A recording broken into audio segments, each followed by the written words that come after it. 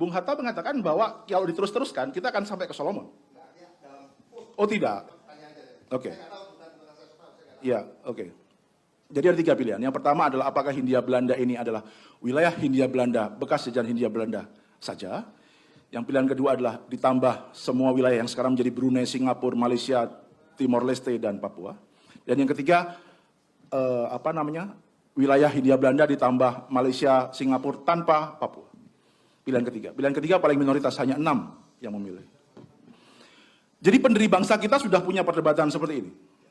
Dan Hatta sangat khawatir kita tadi menjadi imperialis baru dengan menambah wilayah terus sampai dia khawatir sampai ke Kepulauan Solomon. Nah, yang mau saya katakan sejarah ini adalah sejarah yang inherent dalam Indonesia dan belum selesai.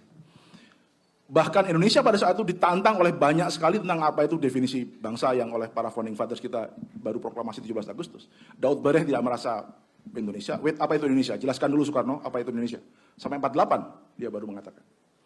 Yang pertama menyambut tentu Hamengkubuwono 9. Langsung bulan September, ya saya ikut Indonesia, karena sedang ada gerakan yang kuat dari Tan Malaka untuk menghancurkan kerajaan-kerajaan feodal ini, daripada saya dihancurkan Tan Malaka, saya ikut Soekarno saja. Kira-kira begitu. Langsung ketika invasi dia meminta ibu kota pindah ke Jogja, supaya langsung punya saham yang besar pada Republik, dan tidak tergerus oleh revolusi ketika itu. Jadi bahkan ada kerajaan Sunda Timur, Anda mendengar ada kerajaan Bali, Anda mendengar tahun 48 ada kerajaan Madura yang voting bahkan diikuti 200.000 orang, untuk memilih Madura menjadi negara sendiri. Itu yang oleh para founding fathers sudah didefinisikan sebagai satu bangsa saja, dinamiknya masih seperti itu, volatile-nya. Apalagi Papua yang tidak ada duduk dalam PUBWKI, tidak hadir di proklamasi, bahkan saya nggak tahu, ada pelintiran katanya sudah hadir di Sumpah Pemuda, bagi saya agak nggak masuk akal.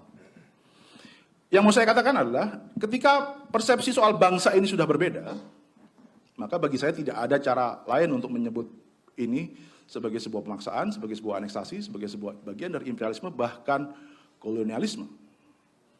Karena kita mengakui kemudian, melihat kemudian bagaimana perjanjian New York Agustus tahun 62, Decepticon dan Autobot duduk disaksikan oleh PBB, membicarakan nasib Papua di mana tidak ada orang Papua di situ. Lalu ketika orang-orang Papua ditanya oleh grassroots, para elit Papua menjawab, Bapak apa itu New York Agreement kah? Oh begini, New York Agreement itu iblis berunding dengan jin, disaksikan oleh setan tanpa melibatkan kita orang manusia. Saya sulit membayangkan bagaimana negara ini tidak bisa melihat persoalan itu secara jernih. Gitu.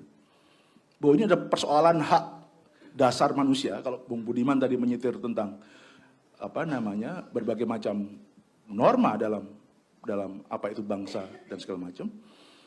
Dan saya pikir PBB sudah clear dalam DUHAM, pasal 1 pula mengatakan bahwa kemerdekaan orang untuk menentukan nasibnya sendiri. Clear.